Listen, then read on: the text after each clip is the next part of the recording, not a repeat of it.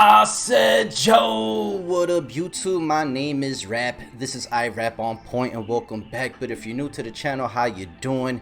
We are here back at Azimov's or Azimov's channel, and I'm so sorry if I'm butchering that. We're back here to check out the all 24 killers ranked from least to most evil, because when I put up a community poll for y'all to vote, this is what y'all voted for, so I'm just giving the people what they want. Also, I want to give a big shout out to the people that have been supporting this channel by either dropping a like, subscribe, and even hitting me with a comment. We're so close to that 4K milestone, and I wouldn't be here if it wasn't for y'all. And yo, I'm psyched. I'm really psyched because y'all know me, I'm not really a killer main. I'm not too familiar or knowledgeable on the game, so hopefully this is gonna school me a bit, and I hope you guys enjoyed. So hey, if you dig it and you with it, let me know, because we about to get into this video, so let's go. Alright y'all, so we are here with all 24 killers ranked from least to most evil. I wonder who's gonna be the most evil, huh? Evil. But yo, let's check it out, y'all. Hey everyone, today we're looking at the evilest killers of Dead by Daylight. Let's go! Or the equally not so evil ones. I'll be putting all the killers into one of 4 tiers. The first tier is the literally should not be killers tier. We then have the misguided, manipulated, or confused tier. Then the bad people with some humanity tier. And finally the horrendous and irredeemable tier for the killers who deserve to be in the deepest depths of hell. Okay, so going into the first tier of literally should not be killers. First off, we have the Spirit. Spirit is possibly the least deserving of her role as a killer. She is literally just a normal person with a bad family history of anger. She is studying at college, trying to do well, but it's hard for her father to keep up college payments. And check this out, I did read up on a Spirit's lore, and oh my god, it's freaking brutal, man. It's really brutal, and I didn't get any more into like lores because I wanted to actually check it out with you guys, you feel me? And I did kind of cheat though. I did check out the clowns, but I didn't get too far into it. I know that he likes to chop off fingers or something, and yeah, that's it. But yo, the Spirit's lore is crazy, man. And also, I know this is an old video because if I'm correct, the roster is up to 27 killers now. Correct me if I'm wrong, alright? But yo, let's get on with the video. So he breaks and cuts her to pieces and kicks her out of a window. The closest thing we get to Rin becoming a killer-esque is when 2 bullies approach her in the street. They attack her, and this time she decides to fight back, letting out some inner rage and channeling her ancestors. But yeah, I really don't think Rin should realistically be classified as a killer by any means, at least prior to her time in the entity's realm. For the killer, and I do think that makes sense. I do, like, cause she's not a killer. If anything, it's like, it's more like she held a grudge, so she's coming back for vengeance, if that makes sense, right?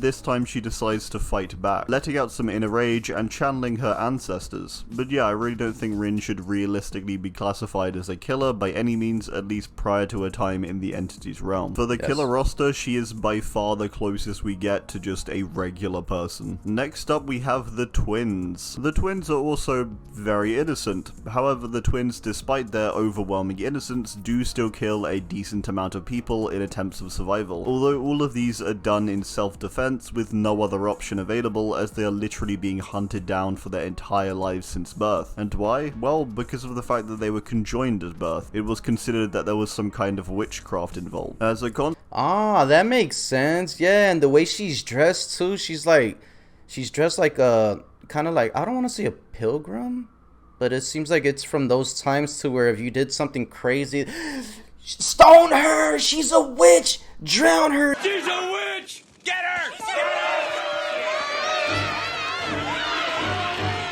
type of shit. So it makes sense. I didn't really like think about that, you know? I didn't really think about that. Well, because of the fact that they were conjoined at birth, it was considered that there was some kind of witchcraft involved. As a consequence, their mother was burned in front of them and left them to defend themselves as just children. They were then captured and experimented on by a creepy cult. Victor then died, leaving Charlotte alone for what was likely about a decade, and through all this time, the only time they killed was when they had to, because they were being constantly hunted. If they could have chosen to be left alone, they would have. It's really sad, to be honest. Next up we have the Hag. The only reason Hag is slightly higher than the other two is because she did make a conscious choice to use the hexes and magic, where some of the others simply had things imposed upon them. She did not deserve it by any means, but despite seeing what it did to her friend, she continued using them. Lisa is a person who was kidnapped and tortured and basically eaten alive, and she only killed when she finally managed to break free of her chains, after pleading the entity to free her, to then exact revenge upon the people that kidnapped her. She was dealt a rough hand with where she was born in a creepy secluded village surrounded by magic, so the extent to which it's her fault is debatable. Plague is one of the more innocent characters on the killer roster who is actually more— Hold up, how the hell is Plague innocent, man? She nasty, but alright, let me shut up, man. Let me shut up. Surrounded by magic, so the extent to which it's her fault is debatable. Plague is one of the more innocent characters on the killer roster who is actually more of a savior, if anything. After Babylon, Adiris' home city gets overrun by a deadly plague, Adiris does all she can to help her people, even cutting off her toe to try and save a woman from the plague, as an offering to the gods. She makes a final push by banishing herself from her own city to try and protect her people. In her dying breath, she begs the gods to save her people, seemingly in return for her giving herself up to them. Plague does a few human sacrifices, but you have to remember that she was living in an entirely different time.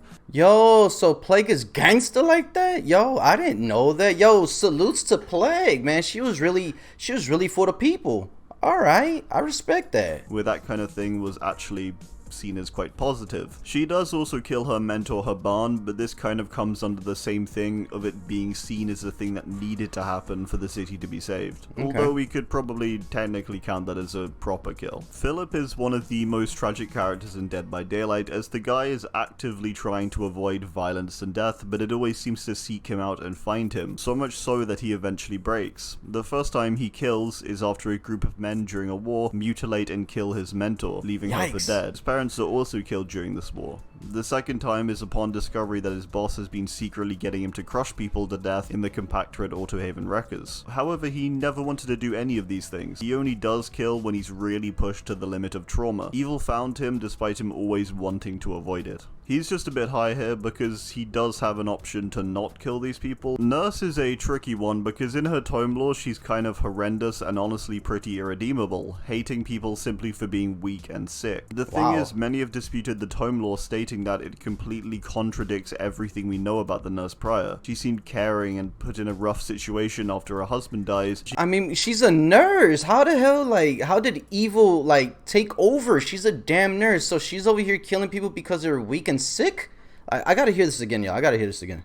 Oh yeah, let me hear this one again. Hating people simply for being weak and sick. No, from the beginning, please. She does have an option to not kill these people. Nurse is a tricky one because in her tome lore she's kind of horrendous and honestly pretty irredeemable, hating people simply for being weak and sick. That's crazy. You're a nurse. That's like the opposite of your job description, cuz. What? The thing is, many have disputed the tome lore, stating that it completely contradicts everything we know about the nurse prior. She seemed caring and put in a rough situation after her husband dies. She can barely survive off the money she earns at Crotus Pren, only breaking after being subjected to 2 decades of work at the asylum. Even when in the realm, she is shown to care, and according to the devs, she was mentioned to be one of the most human killers. So personally, I think she just about makes it here. Okay, now we're into the misguided, manipulated, or confused. Let's go. Both Susie and Joey are here from the Legion as 2 characters who do some bad stuff, sure, but are only pushed over the edge by Legion's leader Frank. At the moment of the Legion's first kill, they are heavily resistant to doing the kill and appear outright scared that Frank has stabbed someone, as you would be. These 2 are greatly misguided and confused and impressionable as young people. I don't think they are completely innocent though, as after this they do follow up with the cover-up of evidence and don't show any restraint afterwards to Frank getting them to stab the store clerk. Alright, so does that mean that because they're so misguided and manipulated, it's the fact that they're being led by Frank, so they're being followers, they're being easily inspired to do something that their leader is doing, when don't they have a choice to say no? But I'm pretty sure they're like weak-minded, they don't have leadership, so obviously they're gonna fucking follow Frank's lead and shit, right? Also, they're shown to commit a bunch of crimes throughout the lore too, and they seemingly have very little remorse. Trapper is here, but very debatably so, as he is still kind of a mass murderer, which, you know, is a little hard to defend for the case of him not being a killer. Facts. But from reading the lore, it is quite evident that Trapper was greatly manipulated by the entity, and due to the entity's great power, there was very little he could do to actually resist it. Despite this, we know that Trapper did try and resist the entity even when in its realm.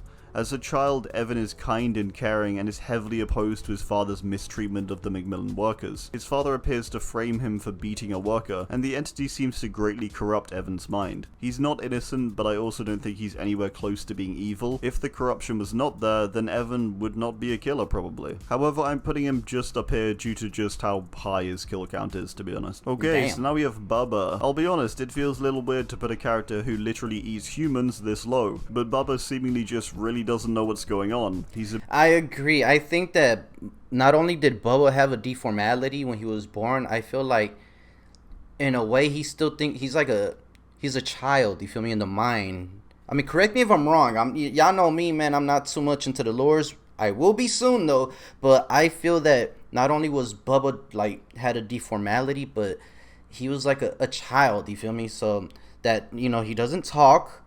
He does what he's told by the family that turned him into a cannibal. So it's like he's like a baby or something, just an evil baby.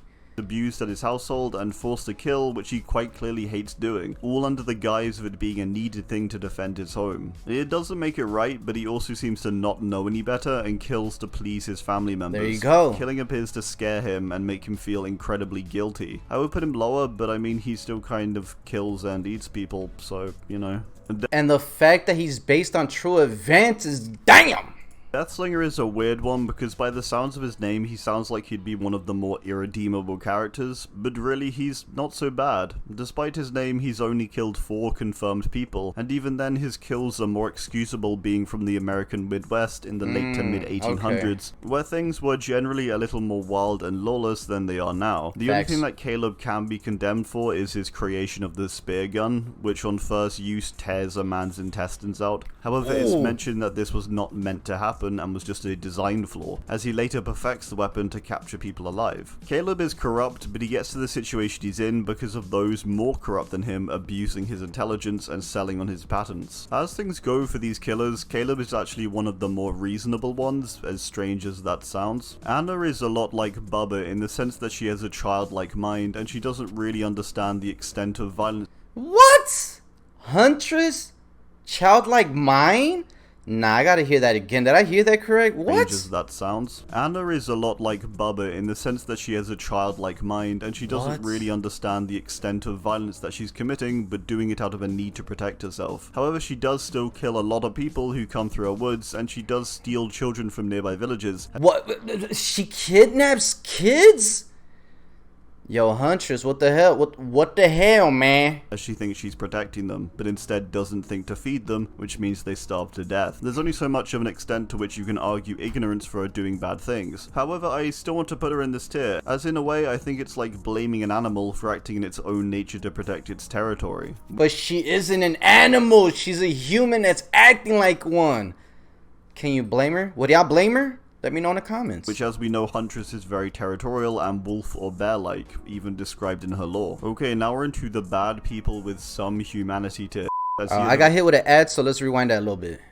Law. Okay, now we're into the bad people with some humanity tier. Billy is a hard one to put here, to be honest, as he has a very sad story where he's abused and used. But the thing that tips me over the edge and makes me put him here is the fact that he clearly has a high degree of enjoyment when it comes to killing. He says he enjoys holding the mushed up brains of a police deputy in his hands, and he does some pretty messed up stuff like chuck a live person into a pig pen to be eaten alive. The guy he chucks to the pigs is horrible, but that's still a horrendous thing to do to another person. However, the motives for him to be this way are there, as he's abused by his parents all his life, kept in a lightless room and treated worse than the animals of Coldwin Farm. His story is sad, but there's tragedy also in that his conditioning to be this way seemed to have changed him now to be a killer by nature, even if he wasn't originally. Amanda Young has a pretty traumatic time. As a recovering drug addict, she is forced into Jigsaw's trials, which she survives, and later seems to think of them as a good thing that saved her and made her value her life more. She then joins Kramer to help him with the trials. trials. She then starts rigging the trials to be unfair, making them so there's no redemption to them and no way of escape. This contradiction to what saved her seems kind of evil. She was turned around by this event, but she's exactly, and for her to just fucking rig the whole Jigsaw game, that's fucked up. Amanda, you evil whore.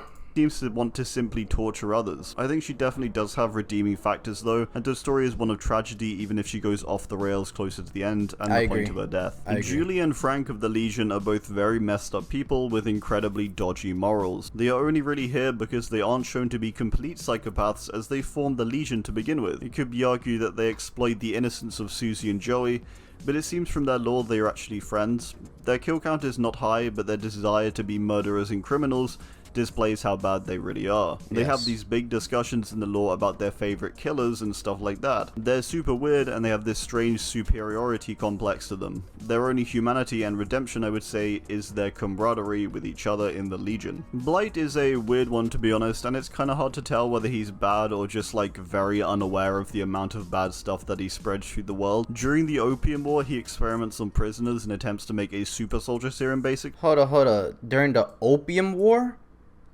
So is this fool a part of an experiment? Yo, that's crazy. I mean, he looked crazy, so like very unaware of the amount of bad stuff that he spreads through the world. During the Opium War, he experiments on prisoners and attempts to make a super soldier serum basically to try and allow people to withstand pain. So this is pretty bad, but then he is seemingly unaware of the many people that his serum has killed unknowingly to him. It's seemingly hundreds or thousands. This, Yikes. I think, makes him bad, just for the fact that he's done experiments on humans. But it's this point where he clearly shows remorse and he's shocked by the horrors that he's created. So I think there is something in him that is definitely human, as after this event he attempts to turn his life around and experiment in other ways. So partly misguided, but I think for what he did, he's still pretty evil. Although Oni is the most prolific murderer in the game, the reason why he isn't number one is because although he's a horrendous person, he still has some sort of motive for his killing. However bad that motive is, he has somewhat of a reason in wanting to protect his legacy and the legacy of the samurai. He's not just outright killing because he enjoys it. He gets carried away, sure.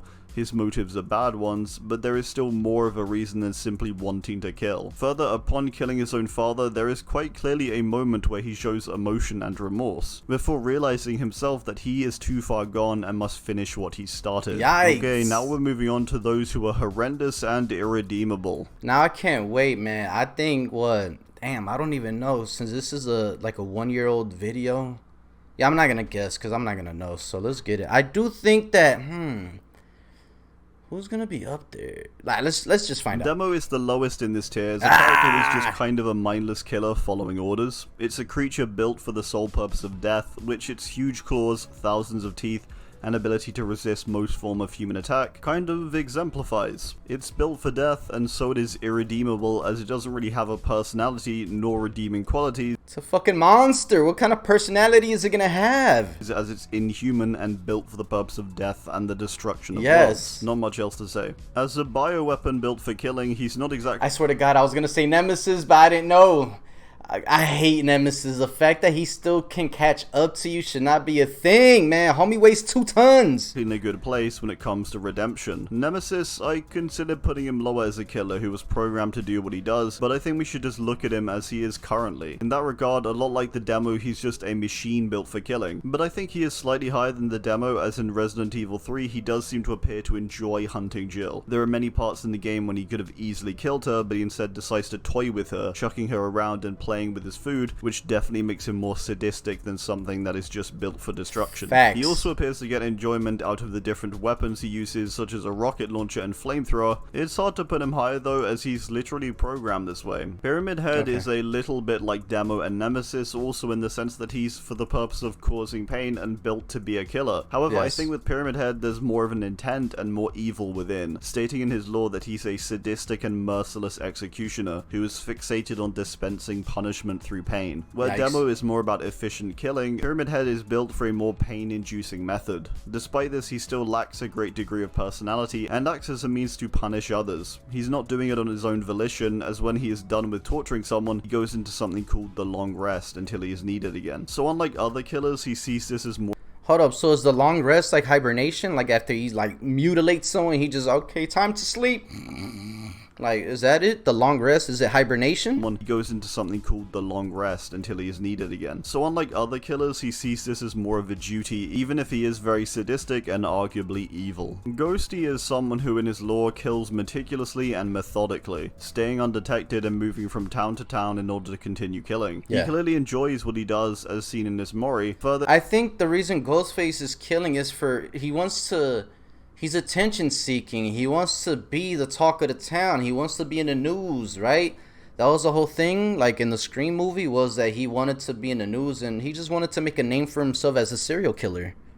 in the lore, he writes in the newspaper about his own murders and creates somewhat of a narrative around his own identity as the Ghostface Killer. This game he plays around killing people and just how precise he is makes him quite simply irredeemable when you see how much he likes doing what he does. Come on, bro. We know how much he enjoys fucking harassing and killing people. It's in the...